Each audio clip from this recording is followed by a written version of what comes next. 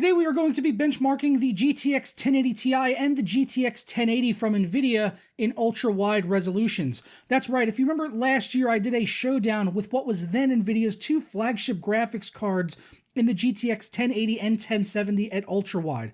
But now with the GTX 1080 Ti available for $699 and the 1080 getting a hefty price drop down to $499, I thought that this was worth revisiting. I'm going to be testing these games on the brand new Acer XR382CQK, which runs at a native 3840 by 1600 resolution and 75 Hz, all while supporting FreeSync in this 38-inch monster of a panel. I also tested at 3440 by 1440, which is a much more common resolution on high-end ultra-wide displays like the Acer X34 that I reviewed some time ago.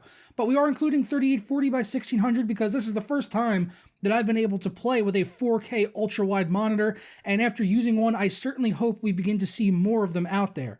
Possibly even one with G-Sync support. Pretty please, Acer? Can we get one with cherries on top? Not on the monitor. You don't have to put cherries on the monitor. I'm putting a cherry on the top of my pretty please, just to clarify. No cherries on the monitor.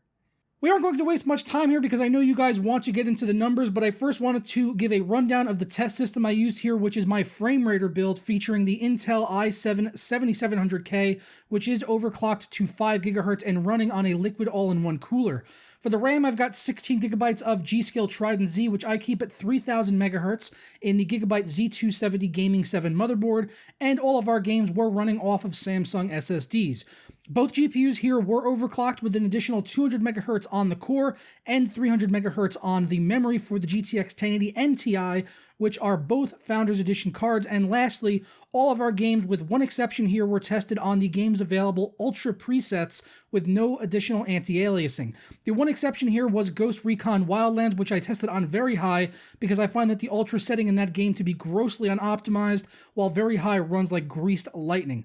Enough of that though, let's delve into these benchmarks, starting off with 3440 by 1440 averages, and then we will move into the minimums as well. In these modern games that I tested, the GTX 1080 showed its strength as an excellent value card for $499, being able to power demanding titles at a resolution of 3440 by 1440. The only games where it dipped below 60 in the averages was Watch Dogs 2 and The Witcher 3, showing to most people out there that the 1080 is a great card for this resolution. However, with displays like the Acer X34 out there, many gamers want to take advantage of the higher 100 Hz refresh rate, and I think that's where the 1080 Ti shows its true value. Getting over 70 FPS in every game here but one is incredible. I think for people wanting no compromises, meaning not having to lower any options and always getting the most FPS possible, over 60 FPS, then the 1080 Ti looks like is the best choice available right now and offers a significantly better value than the Titan X, which costs nearly double the price. That story continues in the minimums, where the 1080 Ti is just dominating the 1440p ultra-wide resolution, only going below 60 frames by a few FPS in one game, Watch Dogs 2. Other games like Rainbow Six Siege, we have minimums of 87 FPS, 86 FPS in GTA 5 Sandy Shores, and over 100 FPS minimum in Battlefield 1. If I'm on the fence about spending the extra $200 on a 1080 Ti for ultra-wide 3440 by 1440, then this is the graph that just made my buying decision for me, because minimums are everything. As I mentioned earlier, I also tested my monitor's native resolution of 3840 by 1600, so we are going to be talking about moving a lot of pixels here, and once again, the 1080 Ti shows why you pay the extra money for it.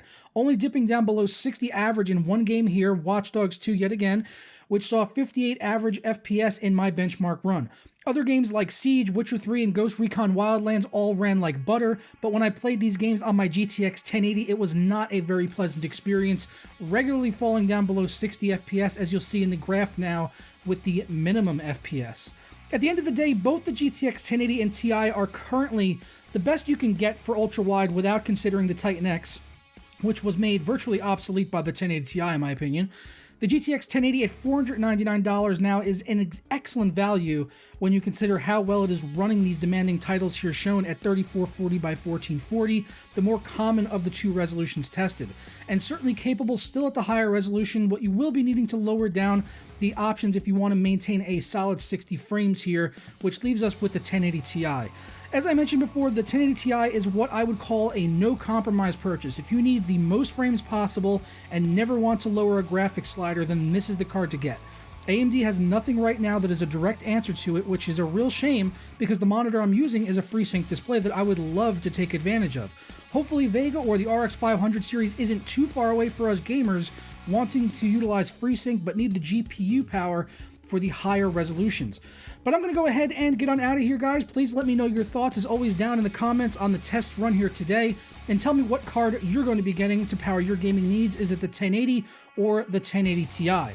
I'll be sure to leave links down in the description for the monitor that I used, which I'll be reviewing very soon, as well as the Nvidia cards if you're interested in those.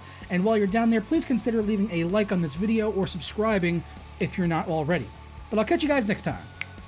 Ciao.